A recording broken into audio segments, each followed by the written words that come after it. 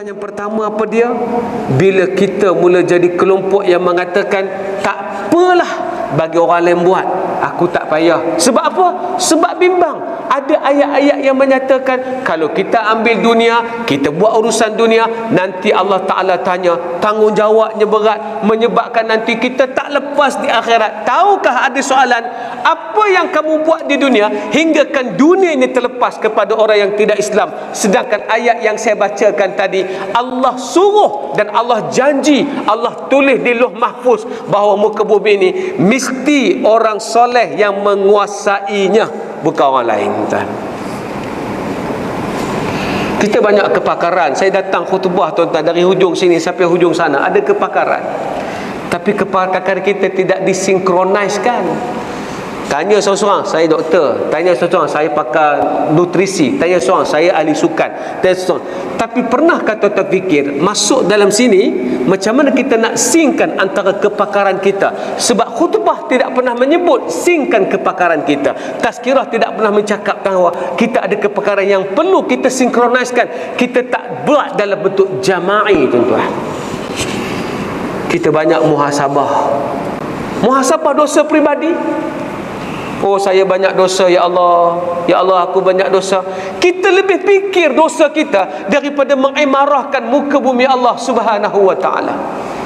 Adakah kita kena melupakan dosa kita dan mengimarahkan muka bumi? Tidak. Jawapannya, kita kena muhasabah dosa kita dan mengimarahkan muka bumi, tuan-tuan. Jangan jadi orang yang hanya fikir selfish. Ya Allah, ampunkan dosaku, ya Allah. Muka bumi nak rosak, itu aku tak bertanggungjawab, ya Allah. Tolong ingat cerita ini. Ada seorang laki-laki datang pada Iraq, mari jumpa Imam Malik. Dia mari jauh-jauh, tuan-tuan, daripada Iraq, datang jumpa Imam Malik di kota Madinah. Masa jumpa Imam Malik di kota Madinah, ada kejadian besar yang sedang terjadi di Iraq. Orang sedang membunuh cucunda Rasulullah sallallahu alaihi wasallam. Adakah dia ini tidak soleh? Soleh. Adakah dia tidak kuat ibadah? Dia sangat rajin sembahyang. Adakah dia tidak utamakan fiqh? Dia sangat mengutamakan fiqh. Sebab tu dia datang jumpa Imam Malik kerana nak bertanya satu soalan fiqh. Dia mari bertemu dengan Imam Malik. Dia tanya, wahai Imam Malik, apakah hukum darah nyamuk? Mari pada Iraq, sebab fiqh tu penting. Soalan yang timbul dalam otak dan benaknya adalah tentang darah nyamuk. Sebab kalau tak settle darah nyamuk ni, takut solat tak sah. Wahai Imam Malik, aku nak tanya, apa hukum darah nyamuk? Najis mukhaffafah, mughalazah, mutawasitah? Imam Malik kata, hang mai pada mana? Mari pada Iraq. Hang mari pada Iraq? Hang mari pada Iraq semata-mata nak tanya pasal darah nyamuk. Yang darah itu najis apa? Hang tak tanya pun apa hukum menumpahkan darah cucunda Rasulullah yang sedang berlaku di daerah hang. Mana common sense hang? Mana perasaan tanggungjawab hang? Mana jiwa hang yang hang boleh melupakan kisah cucunda Rasulullah dibunuh dengan hang lebih sibuk tentang darah nyamuk? Agak-agak umat Islam hari ini sibuk tentang syurga dia dan neraka dia, atau sibuk tentang dunia hari ini Islam berada di mana? Islam berada di mana sekarang, tuan-tuan? Tak ada siapa bercakap Islam berada di mana. Semua orang bercakap, aku di mana dengan Allah. Jangan lupa bercakap aku di mana dengan Allah, tapi teruskan, aku nak letak Islam di mana. Sebab tu syaratnya amal. Dan amal tu bukan berkenaan dengan amalan peribadi.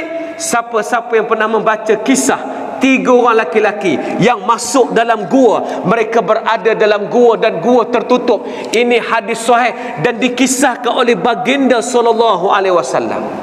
Banyak simbolik yang Nabi nak bawa dalam cerita tu.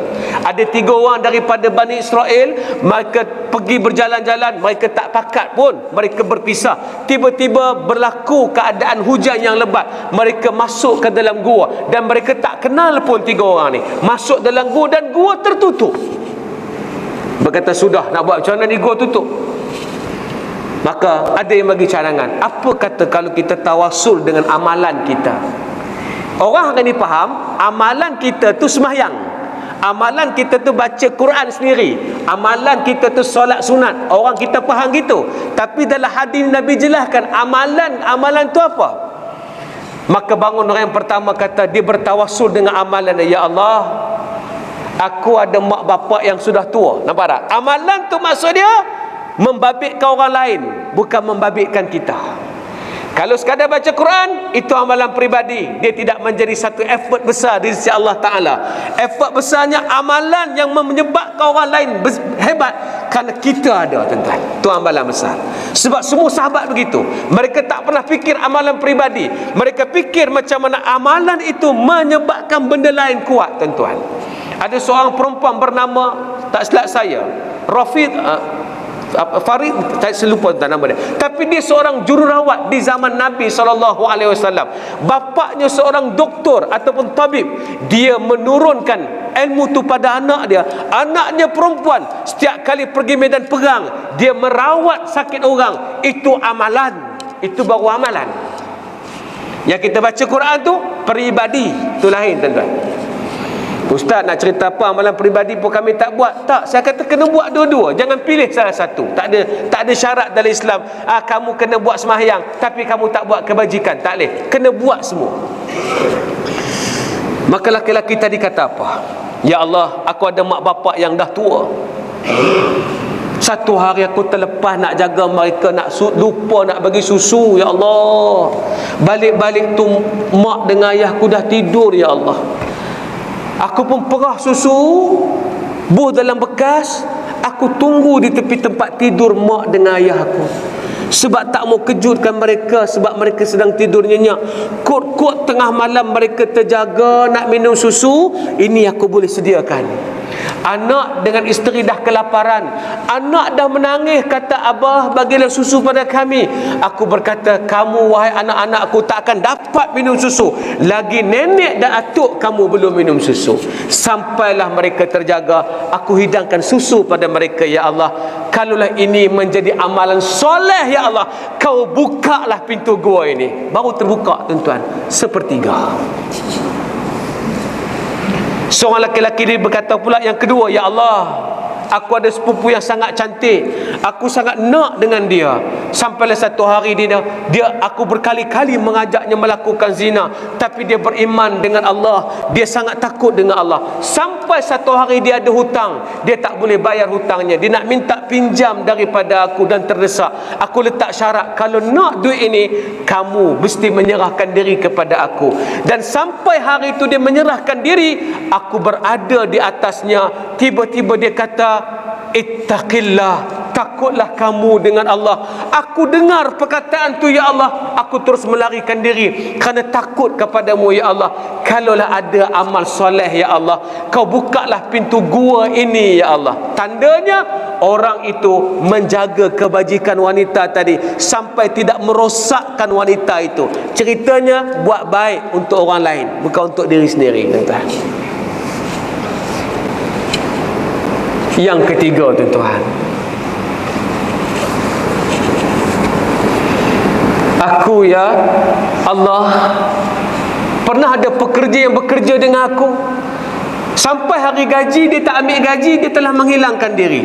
Jumlah gaji tu aku tak tahu nak bagi ke siapa, sebab aku tak tahu nak cari dia di mana. Lalu yang aku buat, ya Allah, aku jadikan gajinya itu sebagai modal untuk perniagaan. Aku kembangkan hingga dia banyak binatang ternak, ya Allah. Sampailah satu hari dia datang nak menuntut gaji. Bila datang, aku berkata kepadanya, ya Allah, wahai laki-laki, ini gaji kamu dan itu adalah kamu punya perniagaan. Maka dia berkata kepadaku, melawaklah tuan, saya nak ambil gaji ya. Buat apa tu, bukan saya punya. Tak, daripada dulu sebab kamu tak datang tuntut, aku telah kembangkan duit kamu sampai jadi binatang ternak. Ambillah kesemua itu untuk kamu. Bersyukurnya dia pada aku, pada Allah, dan terima kasih kepada aku. Ya Allah, kalau ada amalan soleh, kau bukalah pintu gua ini ya Allah. Persoalan nak tanya, apa doa kita nak sebut depan Allah nak masuk surga esok? Ya Allah, aku dah banyak baca Quran. Ada connecting dengan orang, dengan dunia? Tak ada. Kita seorang. Boleh tak masuk syurga? Boleh. Tapi tak bersungguh-sungguh berada dalam syurga. Boleh tak orang yang solat, pergi haji, buat zakat, mereka tak membabitkan orang lain masuk syurga? Boleh. Sebab itu juga amal soleh. Tetapi orang beriman diajak oleh Allah mesti buat amalan yang terbaik. Allazi khalaqal mauta wal hayata liyabluwakum ayyukum ahsanu amala. Kita nak buat amalan terbaik sebab kita nak masuk syurga paling baik. Dalam dunia ni mana ada orang nak benda biasa-biasa? Tak ada. Tuan-tuan pernah nak pergi berjalan, nak pergi bercuti, nak pergi makan, mana di sini kedai biasa-biasa? Mesti tanya, mana kedai paling sedap? Nak cari bini pun nak yang luar biasa, muka macam Nelofa, nak cantik, hebat, pakai niqab, tapi nak murah. Ada tak tuan-tuan? Kita bercakap bila dengan benda lain, semua nak benda yang bukan biasa-biasa. Apakah kedai terbaik? Manakah hotel terbaik? Tetapi bila nak masuk syurga, dah amalan kita biasa-biasa je bang. Salah kita tuan-tuan. Mari kita bangunkan kekuatan ini tuan-tuan. Rugi kita dengan Allah Subhanahu wa ta'ala. Batulah tajuk yang saya pilih hari ini adalah, apa akan jadi apabila umat Islam lemah? Ini yang senang jadi. Teknologi dikuasai oleh orang lain. Semalam dia nak bincang tentang teori konspirasi. Orang kita suka teori konspirasi, alhamdulillah, tanda mereka alert.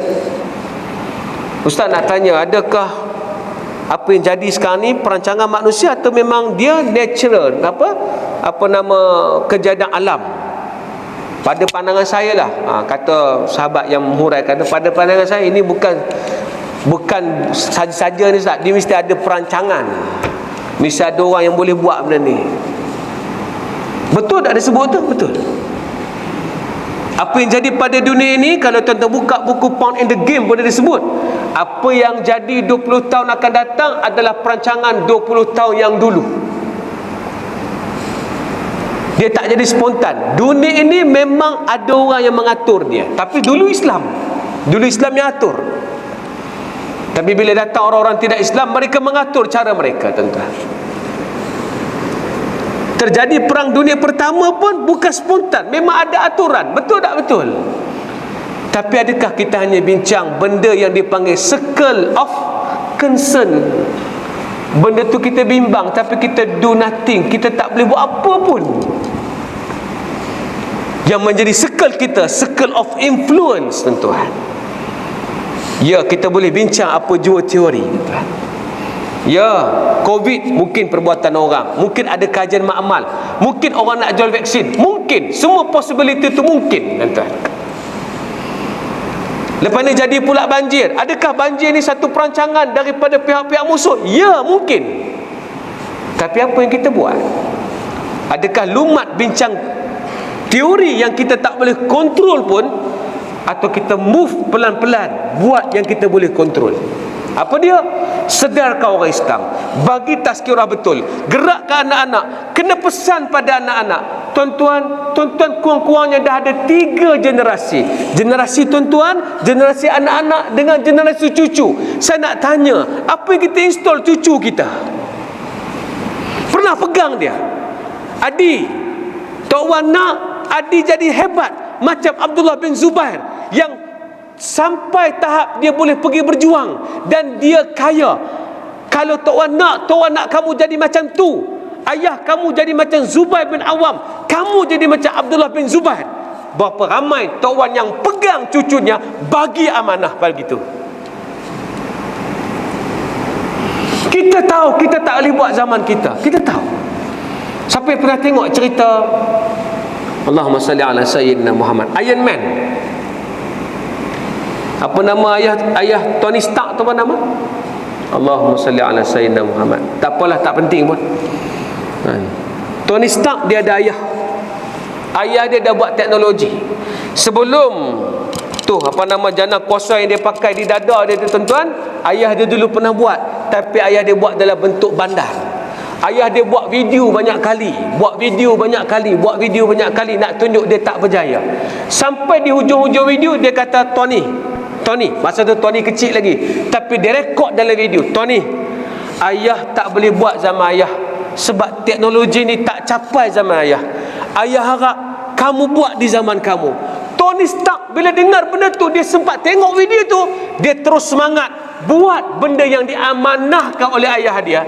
Tuan-tuan, apa kita amanah pada anak kita? Abah kalau boleh kamu jadi orang, tak apa dah, boleh semayang cukup, cari makan cukup, gaji cukup, alhamdulillah dah. Takkan itu pesan kita ketika umat sedang rosak, tuan-tuan? Betul-betul selfish, tuan-tuan.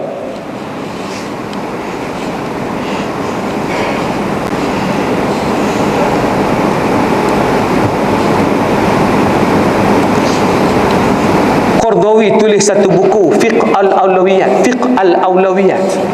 Fiqh priority. Dia kritik banyak benda, tapi ramai orang tak puas hati dengan tulisan dia. Tapi benar kritikannya. Dia kata ramai orang sibuk berlumba-lumba nak pergi umrah, ramai orang sibuk berlumba-lumba nak pergi haji, ramai orang sibuk berlumba-lumba nak pergi buat amalan-amalan tertentu, sedangkan dia buat amalan tu banyak perkara-perkara Islam yang terlepas. Dah pergi umrah? Dah pernah pergi umrah? Dah. Berapa kali dah? 2 kali. Kali ketiga nak pergi? Ya, nak pergi. Kali keempat nak pergi. Duit ada. Kata Qardawi, kenapa dia tak fikir ramai lagi yang belum pergi umrah? Bagilah duit yang patut dia pergi umrah kepada orang yang belum pergi umrah. Taja mereka. Bahkan amalannya 2 kali ganda pahala. Satu dia taja, kedua orang tu pergi kerana jalan yang dia tunjukkan dapat 2 pahala. Tapi pelik, manusia pilih 1 pahala, dia lebih rela pergi, dia tak sanggup hantar orang lain pergi walaupun dia sudah pergi 4 kali. Kata Qardawi, mana aulawiyatnya? Tanda umat Islam berfikir kepentingan diri, doa untuk diri, bercakap untuk diri, tuan-tuan. Tak sedihkah melihat apa yang jadi pada kita hari ini, tuan-tuan? Melihat ke kanan umat Islam menderita, melihat ke kiri umat Islam tidak berkuasa, melihat yang ada pula kemampuan mengatakan bahawa kami tak mau campur urusan itu. Apalagi jalan yang ada, khutbahlah jalan dia. Tuan-tuan, sedarkah hari ini Islam tak ada siapa jaga? Tak ada. Ustaz jaga Islam? Tak. Saya pun sibuk jaga diri saya, sibuk jaga anak-anak, sibuk jaga isteri-isteri saya. Ustaz lain sibuk jaga agama? Tak. Ustaz lain juga sibuk menjaga diri mereka. Mereka nak pergi buat umrah, mereka buat tajaan haji, mereka ajak orang pergi haji, pergi umrah. Adakah semata-mata untuk ibadah? Ya. Tetapi campur satu lagi, kalau aku tak buat ni, income tak ada. Siapa jaga Islam? Tak ada siapa jaga Islam. Tak ada.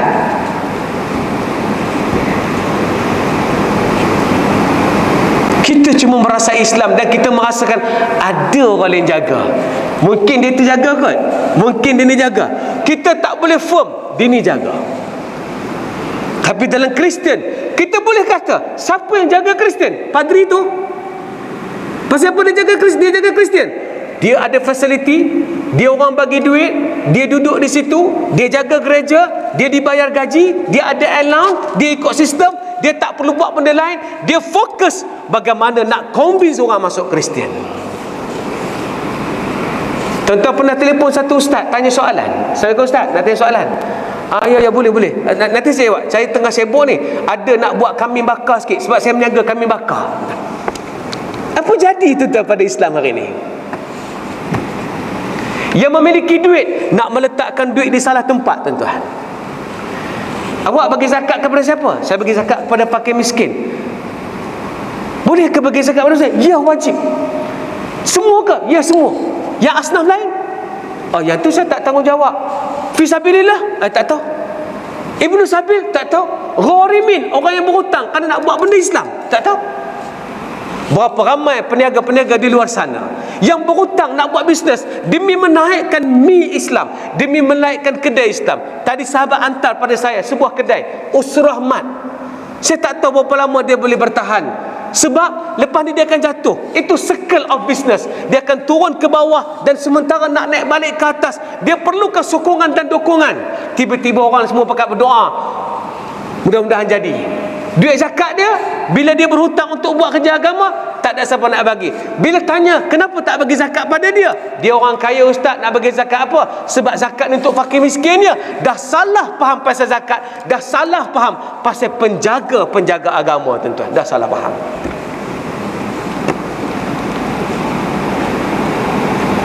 Kita nak rungkaikan semua kesalahfahaman ni, tuan-tuan. Sebab saya yakin satu hari Islam akan hebat balik bila betul dan blokej tadi tak ada, tuan-tuan. Blokej penting diri tak ada dah. Blokej buat apa pun mesti berjemaah nak tengok orang lain naik sama. Blokej kepakaran yang ada bukan untuk disimpan dan dibawa mati, mesti ditinggalkan. Kena ada benda tu. Saya jumpa berapa ramai orang yang sudah veteran, bila tanya pernah pegang 10 syarikat, pernah pegang 15 syarikat. Saya pernah tanya orang yang walaupun dia tak kerja besar, abang kerja apa? Saya ni ustaz, kerja buat rumah ustaz. Saya kerja buat rumah ya. Kerja saya adalah mana rumah orang sebab saya buat, tapi hasilnya cantik. Saya tanya, abang dah buat rumah ni, abang ada protege tak? Ya abang nak turunkan ilmu ni? Tak ada ustaz. Anak pun tak mau. Saya tak apalah, mati saya kira habislah amalan saya. Kesedihan saya di situ, tuan-tuan. Sebab Islam sangat hebat. Hujung ni ke hujung ni ada saja kehebatan. Saya tengah duk proses buat dipanggil aplikasi, dan nama aplikasi kami adalah Ustaz Pro. Kenapa saya buat aplikasi Ustaz Pro ni, tuan-tuan? Tuan-tuan jangan cari lagi dalam Google Play ataupun dalam iOS, dia belum keluar lagi sebab dalam sedang proses. Tuan-tuan tahu tak betapa seksanya nak cari programmer yang boleh komit nak buat benda ni? Berapa seksanya nak cari orang Islam yang boleh tolong kita? Sampai tak terfikir, takkan aku nak minta tolong Cina aku nak buat apps ni.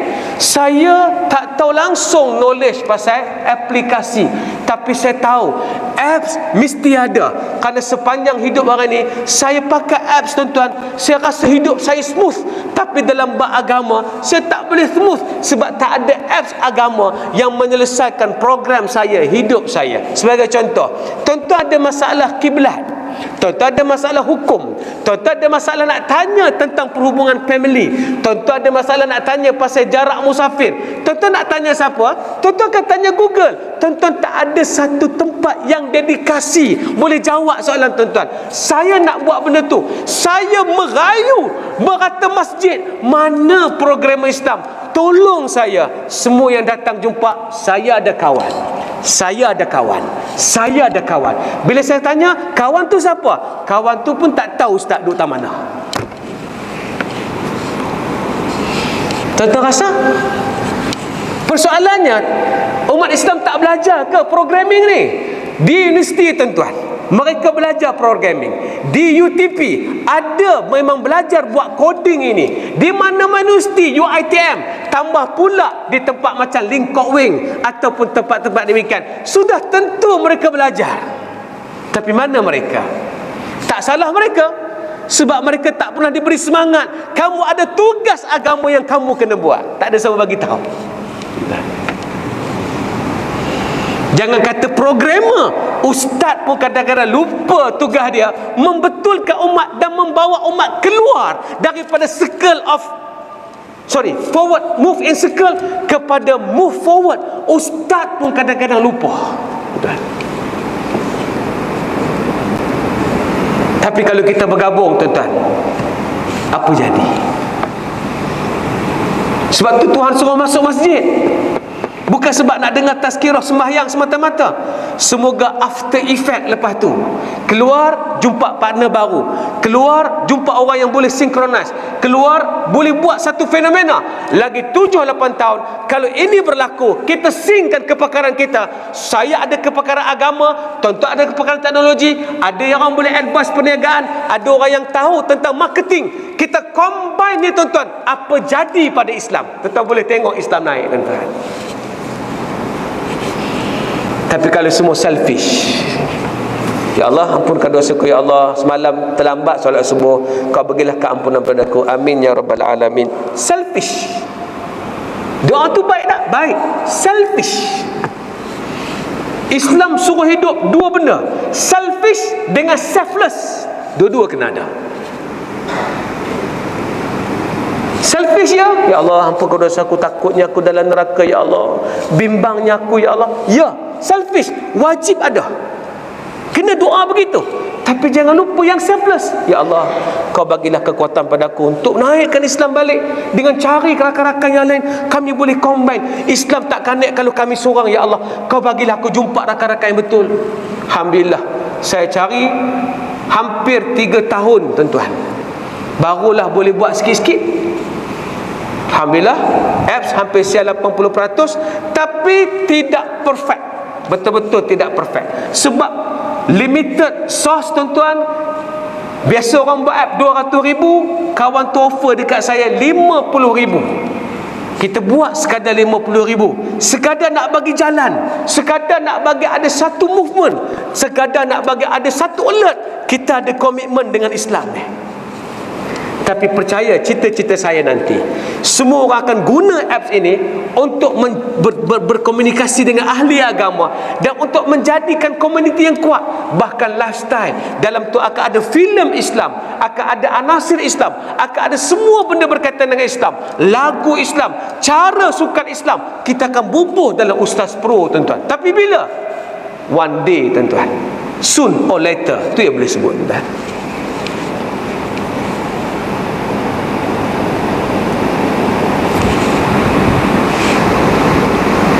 Mudah-mudahan Allah bagi rahmat. Ini bukan marah tuan-tuan, ini semangat. Kalau ni tuan-tuan nampak marah, saya minta maaf. Tapi ini semangat tuan-tuan. Jangan terlena dan dibuai lagi. Cukuplah tuan-tuan. Cukuplah rasa dosa aku banyak. Ya, dosa kita banyak, tapi kerja kita lagi banyak daripada dosa kita tuan-tuan. Do something. Apa yang kita boleh buat, kita kena buat. Ustaz, saya reti buat ni, buat. Tak payah cerita kat saya pun tak apa, buat. Sampai satu hari kita nak sync dengan tuan-tuan. Hari ni ada apps macam e-wallet. E-wallet dia mula dengan Touch and Go. Saya pernah pergi mengajar di Touch and Go. Saya jumpa rupanya yang buat e-wallet ni adalah anak-anak Islam kita. Tu saya kata programmer ramai. Tapi jangan tu dah tahap otai lah. Bila tanya gaji berapa? Kami Ustaz di sini starting pun dah dapat bayar 8,000. Kata 8,000 saya nak bayar ngapa? Kuliah pun dia bagi 150, 200 nak bayar macam mana kan depa? Tapi orang Islam dah ada. Ada. Cuma kadang-kadang letak salah tempat tu ya. Bukan kata salah bagi ke banjir, tak salah bagilah. Cuma tiba-tiba longgok. Makanan penuh tak makan sebab nak bagi tolongan tapi tak tersusun tuan-tuan. Umat Islam masalahnya tersusun hari ini. Bukan dia miskin. Umat Islam tidak miskin tuan-tuan. Umat Islam ada kekuatan, tapi mereka tidak susun kekuatan itu. E-wallet akhir sekali dia buat, dia susun. Dia tak perlu buat, dia cantum bubuh Maybank dalam tu, dia cari orang, dia jadi hub untuk semua orang. Dia macam rahmatan lil alamin. Kalau e-wallet ada fikir boleh jadi rahmat pada semua orang, takkan Ustaz Pro tak boleh jadi rahmat pada semua orang. Siapa ada kepakaran, join kita orang tuan-tuan. Tapi bukan sekarang. Sekarang kalau tuan-tuan offer pun saya tak boleh buat apa. Cuma kalau tuan-tuan bagi tahu, saya akan alert dan saya akan guna kepakaran tu satu masa nanti insya-Allah. Tapi jangan duduk saja. Jangan main peranan ni dipanggil play victim. Tolong tuan-tuan, buang terus yang tu. Apa maksud Ustaz? Jadi semua ni Ustaz salah Yahudi. Tolong jangan ada benda tu. Tolong. Ini bukan salah Yahudi. Yahudi ibarat nyamuk, kerjanya mengetik manusia. Tapi kita jangan marahkan nyamuk. Kita mesti standby untuk menghapuskan nyamuk itu. Merungut pasal nyamuk tak ada masalah. Oh, nyamuk banyak. Oh, penyampah aku. Oh, nyamuk. Itu orang yang victim play, tuan-tuan. Pilih victim, tuan-tuan. Sorry. Jangan salahkan pihak lain. Tak tahu nak salah siapa. Yahudi tak salah, Israel tak salah. Salah siapa? Salah Saka. Dia jadi gitu Ustaz pasal Saka. Salah Saka, tuan-tuan. Dia tak responsibility atas apa yang dia buat. Oh, jangan, tuan-tuan.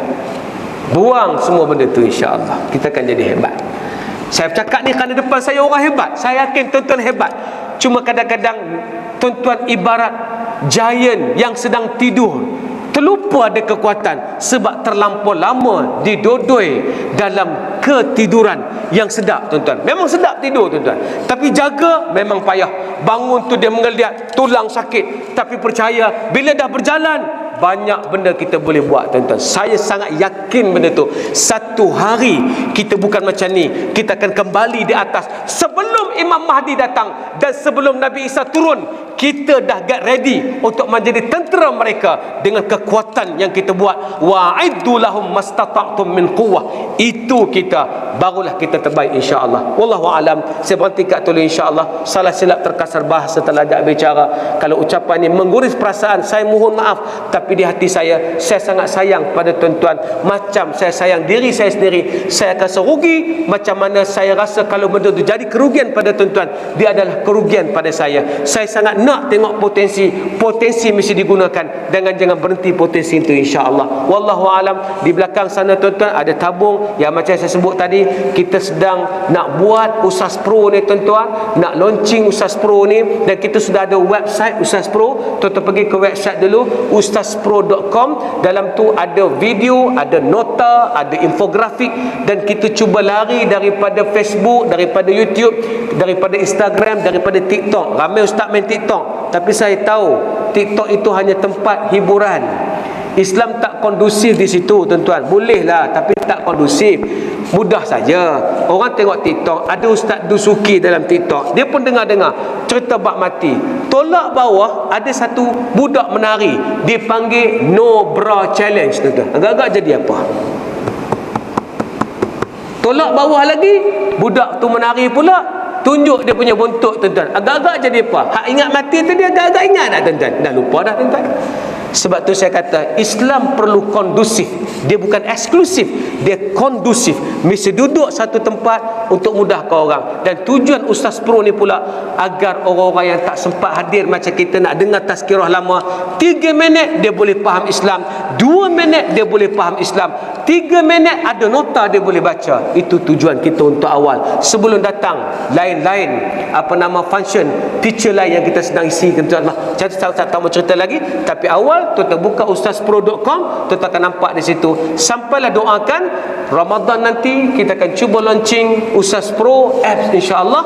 Dan masa tu tuan-tuan akan tengok saya seorang saja sebelum saya panggil ustaz-ustaz lain masuk, kerana saya anggap saya ni sebagai funder, pencetus, dan saya akan tarik ustaz lain bersama yang tidak bergaduh, yang tidak cerita benda-benda remeh-temeh, yang cari penyatuan, yang menguatkan umat. Ustaz tu betul-betul ustaz, bukan ustaz jadian. Kita nak betul-betul, tuan-tuan, duduk di situ, insya-Allah. Bantu saya, ada tabung di belakang. Ini semua di bawah Maqas Mahat Al-Quran Al-Syafi'i. Sebab kita pernah buka sekolah, kita dapat akses sikit orang, kita nak akses ramai orang, tuan-tuan. Tolong kami, tuan-tuan. Ada tabung di belakang sana, tuan-tuan, untuk tujuan-tujuan dana tadi, termasuklah untuk Mahat Al-Quran Al-Syafi'i. Dan Mahat Al-Quran Al-Syafi'i itu adalah pemilik kepada Ustaz Pro tu, insya-Allah. Terima kasih. Assalamualaikum warahmatullahi wabarakatuh.